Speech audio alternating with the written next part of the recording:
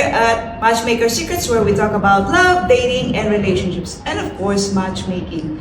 So probably you have think about, how about those people who are married but both of them are in the same field? And it's funny because it's related to psychology, and at the same time helping people how to clean up their mess. Our guest tonight is a couple. We have Ronny Sommerville, who is a licensed professional counselor, IASIS certified provider, certified hypnotherapist, and life coach. And together with us, his lovely wife, Resha.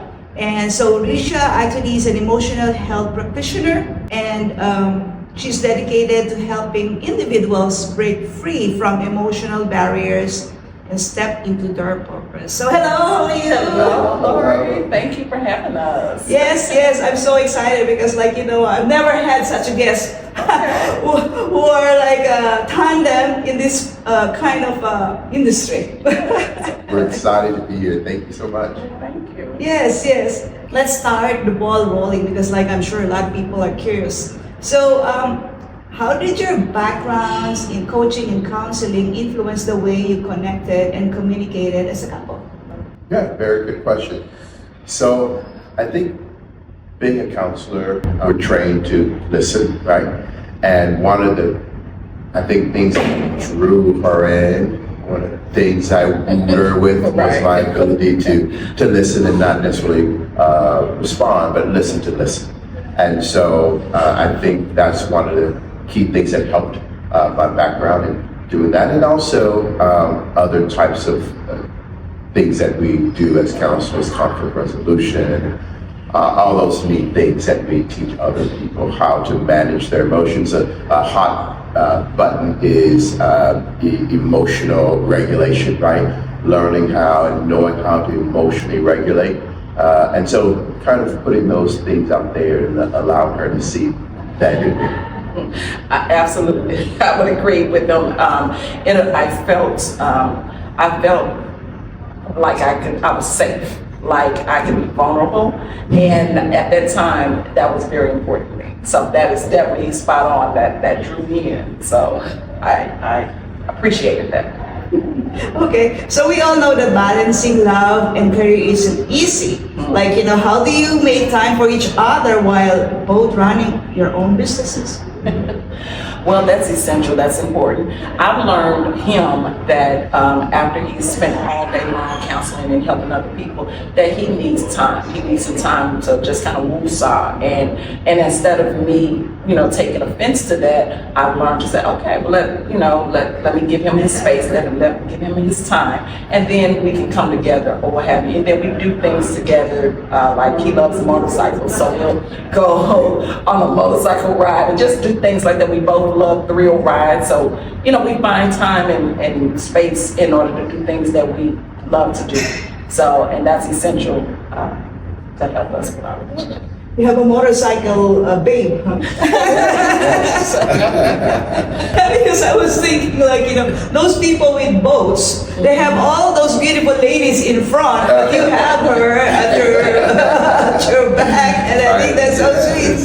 Yes. All right. So I was wondering, when conflicts arise, do you use your professional skills in order to, do your own counseling? How does that work? Do you keep your counseling and coach mode in your personal relationship? So this is where I think I'm working on that, right? I subscribe to the idea where I wanted to not be the counselor when I was home after work. I just wanted to be me. And so I think about, my mom is from the South, and so she would eat with her fingers and eat with her hands, right? But if we go out in public, she used her fork and spoon and knife. I kind of thought that I would be able to do the same thing, where I could actually come home and then use my hands, right? And not have to communicate, or use my hands and not have to do conflict resolution. I could just be me. And what I've found is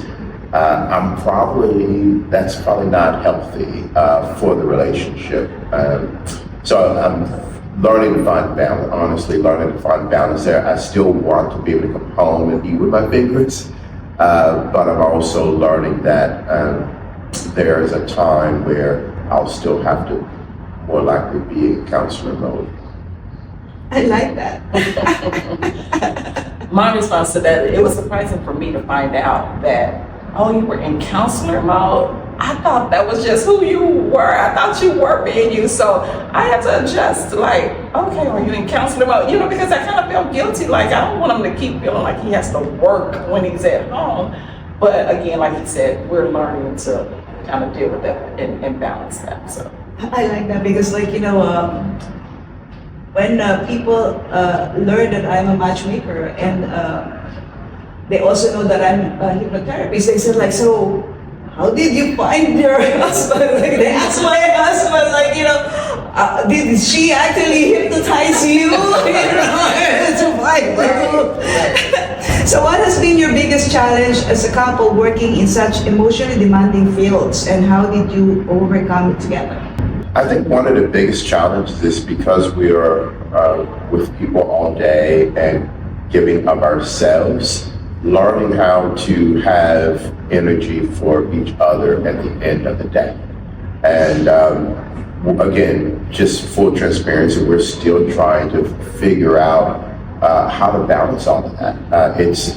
Some days are more taxing than others when you're dealing with someone who said that, hey, I'm suicidal and I have a plan, right? And maybe I'm doing sitting welfare checks or something like that, or maybe I specialize in trauma, so I'm listening to trauma stories and helping people through trauma, their narratives, and so it can take an emotional toll.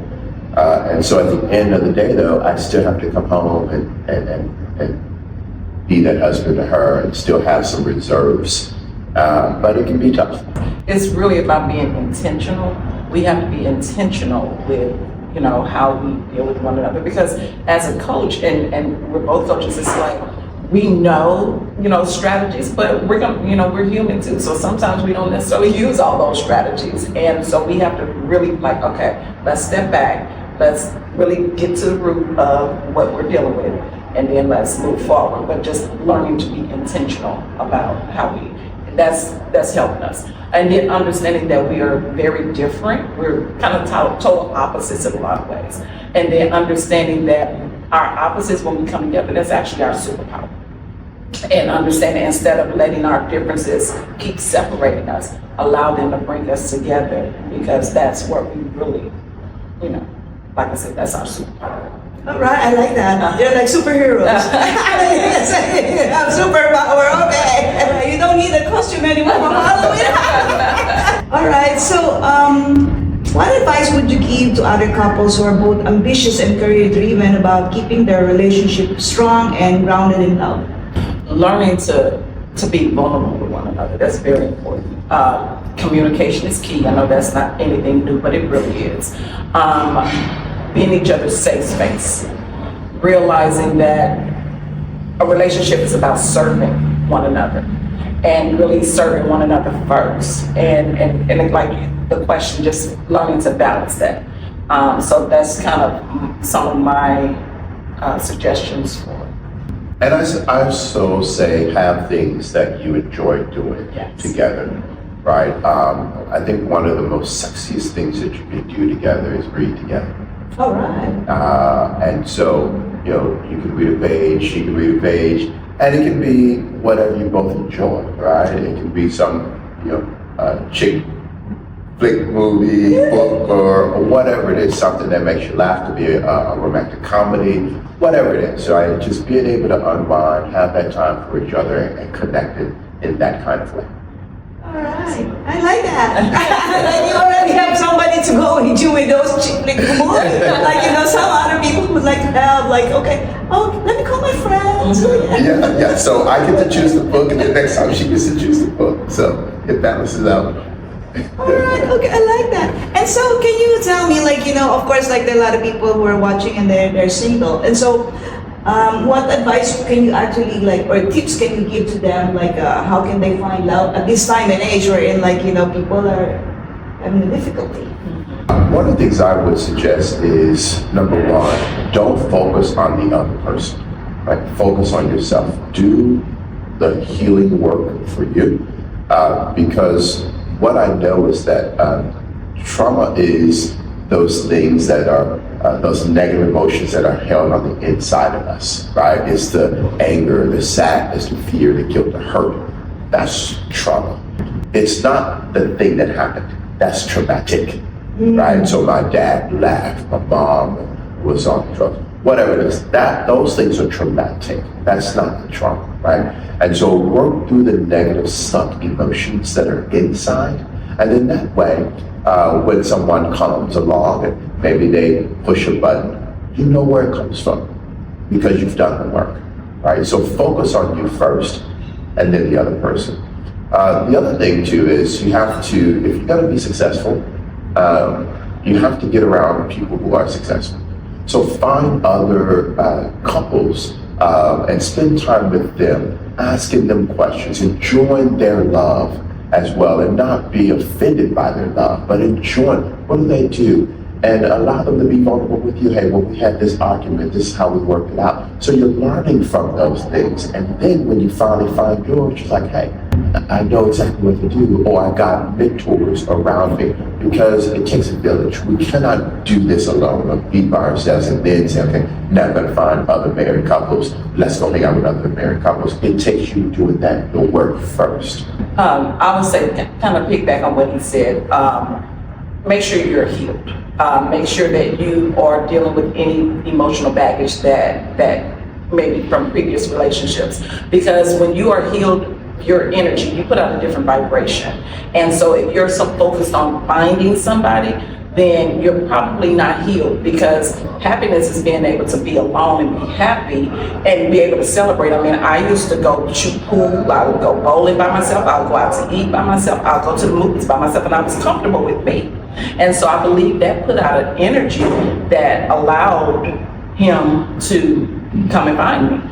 And so I think that's so important. And then also getting premarital, when you do find the person, get some premarital counseling, premarital retreats or something like that. And that's something that I do, because a lot of times you don't talk about things until they come up as a problem. But with premarital retreats and things like that, we help you communicate and have conversations about things that you don't think about until you're in a relationship. So, oh my God, I like that. Yeah, because it seems like, okay, you already have a fire extinguisher before it actually happened. I like that. I like that. Okay, so thank you for being over here. I just want to let you know that just in case you are watching now and if you're single and wondering how to navigate love, just give me a holler. The same thing if you are a couple and you have a lot of nuggets to share, or if you're professionals in the industry like love, dating, and relationship, we want to have you over here, because there are a lot of things that we need to solve and help other people, so that they come up as a success in whatever pursuit of romantic relationship they want to pursue. So thank you again for being over here, and we'll see you soon. You take care. Bye bye.